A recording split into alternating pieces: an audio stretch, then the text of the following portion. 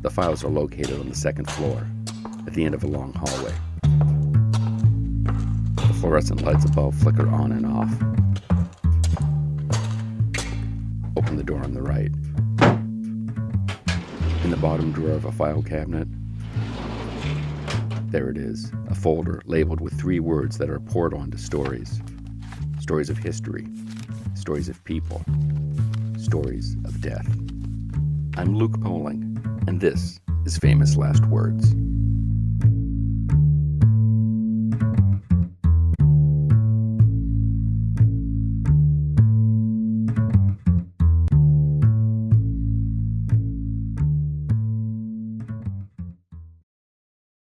What is more romantic than a man willing to give up money, title, and power for doing what he believes is right?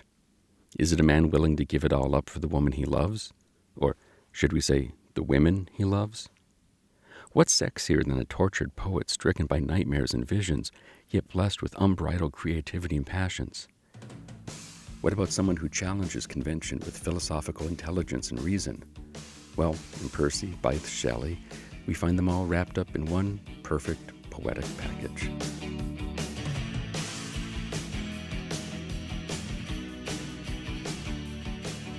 The first gentleman of this very busy Venn diagram of Gothic love and death was born to Timothy and Elizabeth Shelley on August 4th, 1872, in Horsham, Sussex, England. Timothy was a member of Parliament representing the Whig Party, and as the eldest son, it was expected that Percy would naturally follow in his father's footsteps. From a very young age, however, Percy's interests lay elsewhere. He quickly developed his skills in language and science and developed a fascination with paranormal activities and the occult. As early as 10, he started scaring his sisters with magic spells and costumes. These interests and pursuits continued and grew throughout his life and literally haunted him until the end, but we'll get to that later. Shelley attended the legendary Eton for 6 years from the age of 12 on and was known to be very smart, but frustratingly so, as he was constantly challenging the school's conventions. He was fascinated with all aspects of science and constantly questions all things religion and making a serious case for atheism. By the same token, he was also known to love a great trashy Gothic tale and for his temper. Fittingly, at least according to his schoolmates, he was quickly identified as weird and often referred to as Mad Shelley. Therefore, it's no surprise that he quickly found himself bullied both verbally and physically. No matter how many centuries pass, the broody Goth schoolboy archetype is a constant we can always count on. Somehow, despite all of that, Shelley wrote some pretty impressive works while in school. In fact, within a year of being at Eton, he had published 2 novels and 2 volumes of poetry.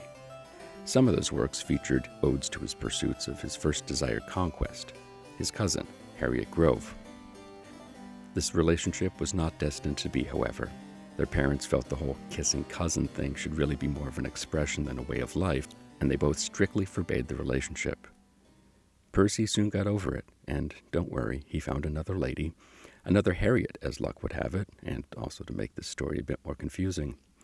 And to really take this soon-to-be bizarre love triangle into bizarre rumpus/family affair, he later meets the seemingly love of his life, Mary Wollstonecraft, and her stepsister, Claire. But before we meet them, we must meet Harriet Westbrook and Thomas Jefferson Hogg. In 1810, Percy enrolled at Oxford and found a kindred spirit in Hogg. The 2 classmates soon became fast friends, collaborators, and co-conspirators.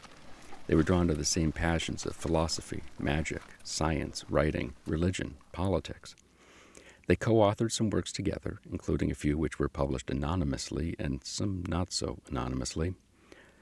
During the year that Shelley was at Oxford, he also published a little pamphlet known as The Necessity of Atheism, which, as you might have inferred from the title, caused quite a stir around campus, and an even bigger stir with Percy's family.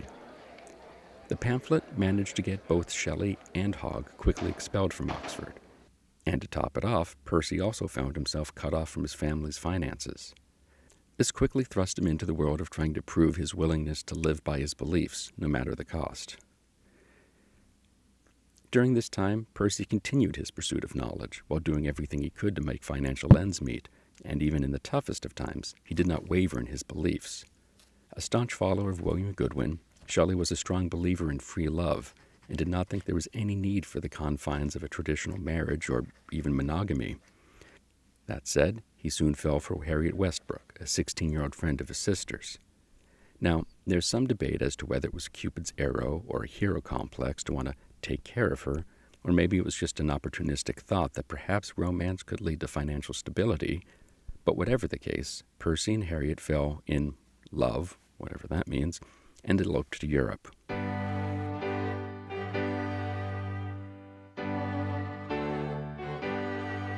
Percy's buddy Thomas Hogg soon joined them and apparently brought along some hurt feelings because the plan was to hook Thomas up with Percy's sister, but Thomas fell madly in love with Harriet.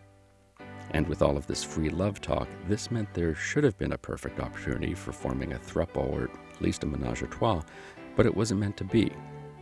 And perhaps surprisingly, or not surprisingly, this bizarre love triangle didn't ruin the friendship between Percy and Thomas, though it did make things a little awkward. And then it became even more awkward when it happened again, with Shelley's second wife, Mary. Percy's marriage, his first one, to Harriet was quickly growing tiresome, and he soon took up with the daughter of his mentor Goodwin, which you think would make everyone happy. Goodwin was far from pleased and forbade them to ever be together, sending Percy back into the arms of Harriet. Love will tear us apart, as they say, and Percy remained tormented and tortured with visions either through visits from the paranormal, the effects of a laudanum addiction, or mental illness, or all of the above, take your pick. Some of these visions included everything from assassination attempts to visions of the devil himself. Eventually, like a magnet to steel, Mary and Percy couldn't stay apart, and they ran off to Europe together. When they returned home, Harriet, who had 2 children with Percy, requested a divorce since Percy and Mary were also about to have a child. Percy and Mary's child sadly passed away just a few weeks old. Mary gave birth to a second child, and then in 1816 the couple decided to travel to Europe with Mary's stepsister Claire. Claire had, at least for the moment, captured the eye of the fetching Lord Byron and was anxious to introduce him to Mary and Percy.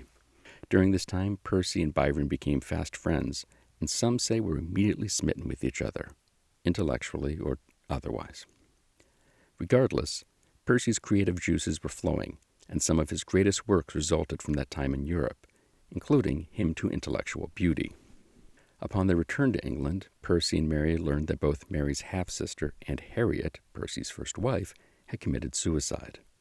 The courts ruled that Percy was unfit to raise his children, and they were given to foster parents. Percy had built up a steady group of poet friends, including John Keats in London, but eventually Mary and Percy, who at this point had decided to marry, moved to a small village in Buckinghamshire, along with Claire and her daughter, fathered by that rapscallion Byron. The close living quarters proved to be way too close for comfort, and Shelley's continued financial woes landed him in jail for stealing.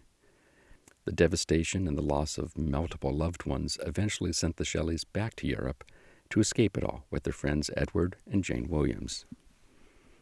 This trip would lead to the creation of Frankenstein, the tragic death of their baby, and the death of Percy himself. While on this trip, Percy continued to have tortured dreams and ghostly visions, ranging from seeing a naked child rise from the sea to one of another child with Percy's own face strangling Mary. He saw their friends the Williams covered in blood, and he saw raging seas. He engaged with someone in a garden, asking him how long he expected to be content, and found there was no one there. He was tortured and tormented repeatedly by these ghostly visions. Some accounts say that Jane Williams also had similar visions during the visit. She saw Percy walk to the window without a jacket in early spring twice, and then seemingly leap over a wall and disappear. It was all very strange. Were they ghosts? Premonitions? Too much wine? A month later, all would be clear. Percy and Edward were sailing back from Livorno in Percy's boat, the Don Juan, in a nod to his old buddy Byron. Bad weather was forecasted for the day that the two were going to sail back, yet they insisted on traveling home that day. When their boat encountered a storm, it could not recover. It capsized, and all 3 aboard drowned. 10 days later, their bodies were recovered. Shelley was only 29 years old. At a hastily convened funeral on the beach, Lord Byron wept as Percy's body was burned. Percy is immortalized in Westminster Abbey's revered Poets' Corner, sharing a tablet with his good friend Keats, located right above Sir William Shakespeare. His last words are unknown. However, in Adonis, a poem he wrote for Keats upon his own untimely death before him, Percy touches on a few hauntingly familiar images. The breath whose might I have invoked in song descends on me, my spirit's spark is driven, far from the shore, far from the trembling throng, whose sails were never to tempest given. The massy earth and sphered skies are riven. I am borne darkly, fearfully, afar, whilst burning through the inmost veil of heaven, the soul of Adonis, like a star, beacons from the abode where the eternals are. Perhaps Keats knew too, for before he died, his last request was that on his tombstone, he did not want his name or any other details written other than, "Here lies one whose name was written in water." And that inscription could really also work for Percy Shelley. When his body was found, in the pocket of his jacket was Keats's Lamina, Isabella, The Eve of St. Agnes, and other poems.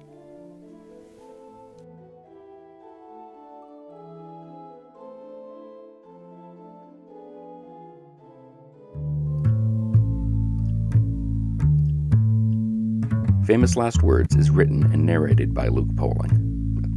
That's me. It is produced by Heidi Hegquist and myself. Our assistant producer is Sabrina Thompson. You can find the show on Facebook under Famous Last Words Podcast. You can follow us on Instagram, where we are at Famous Last Words Pod. And if you want even more famous last words, find us on Substack at Famous Last Words.